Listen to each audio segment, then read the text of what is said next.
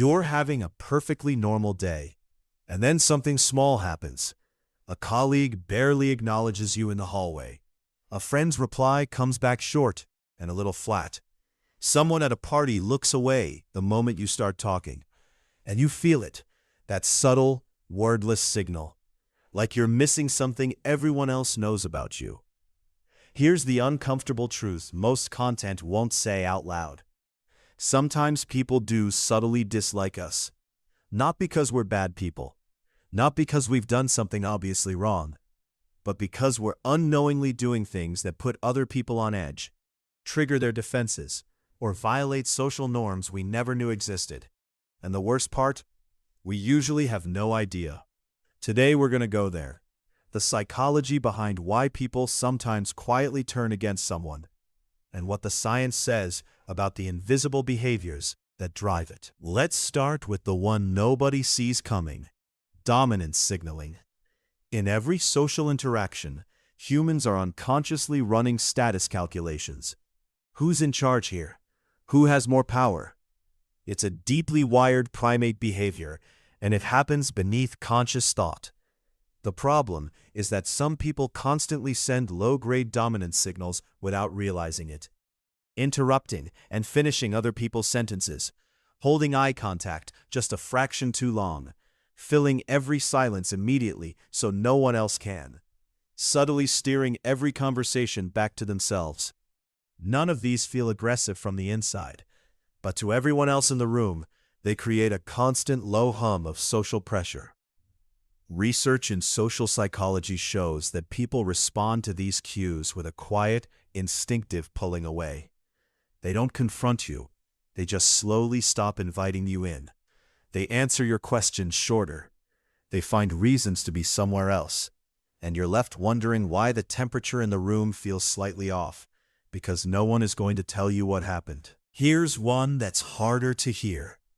One of the most common reasons people quietly develop a dislike for someone is what psychologists call an empathy gap, a mismatch between how much emotional sensitivity someone thinks they're showing and how much they're actually showing. This often looks like someone who genuinely believes they are warm, caring, and thoughtful, but who consistently makes conversations about their own experience. Someone gives you good news, and before they finish the sentence, you're already connecting it to something that happened to you.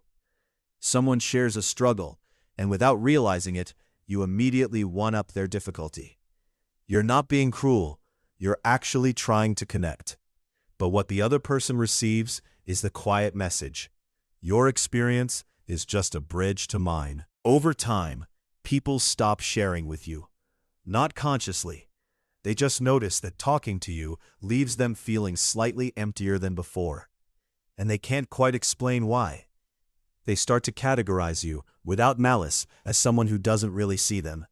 And once that categorization forms, it's very difficult to undo. Trust is built in the small moments, and it can be quietly destroyed there too. One of the most underestimated reasons people develop a secret dislike is perceived inconsistency, when someone's public self and private behavior don't quite match. This doesn't have to mean lying or hypocrisy in an obvious way. It can be as subtle as being warm and funny in groups, but cold and distracted one-on-one. Enthusiastically agreeing with something in the moment and then never following through. Presenting yourself as easygoing and then visibly bristling when things don't go your way. People pick up on these micro-contradictions even when they can't articulate them. And the feeling it generates isn't quite distrust.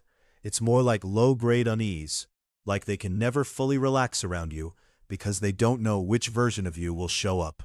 Social psychology research on interpersonal trust shows that consistency across moods, contexts, and situations is one of the highest predictors of likability.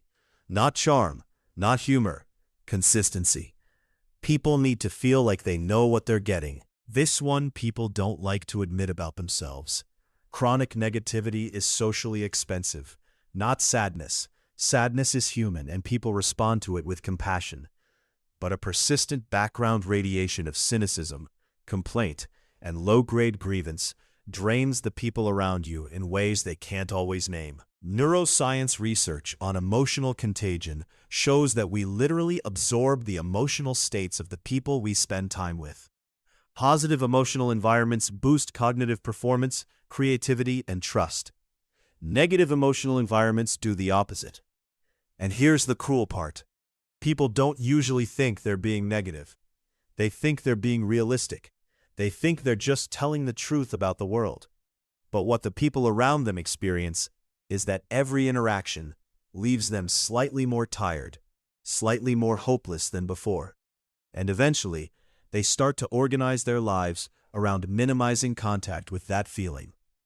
Here's where honesty matters. Most of this isn't about being a bad person.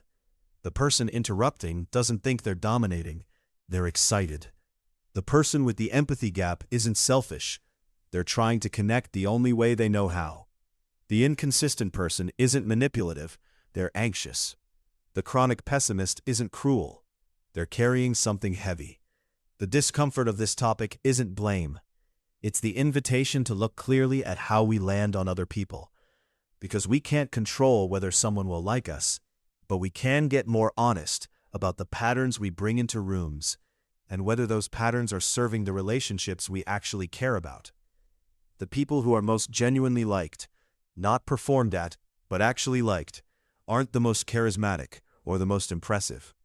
They're the ones who consistently make other people feel seen. That's it. So, the next time you feel that subtle social chill, before you decide it's everyone else's problem, it's worth asking one honest question. What am I bringing into this room? That question isn't a verdict. It's a tool. And using it is what separates people who grow from people who just wonder why things never quite work out the way they hoped. If this hits something real for you, subscribe. This channel exists for exactly this kind of honest, uncomfortable self-knowledge.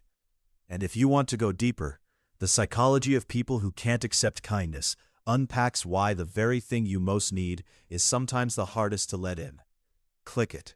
You'll understand something important about yourself by the end.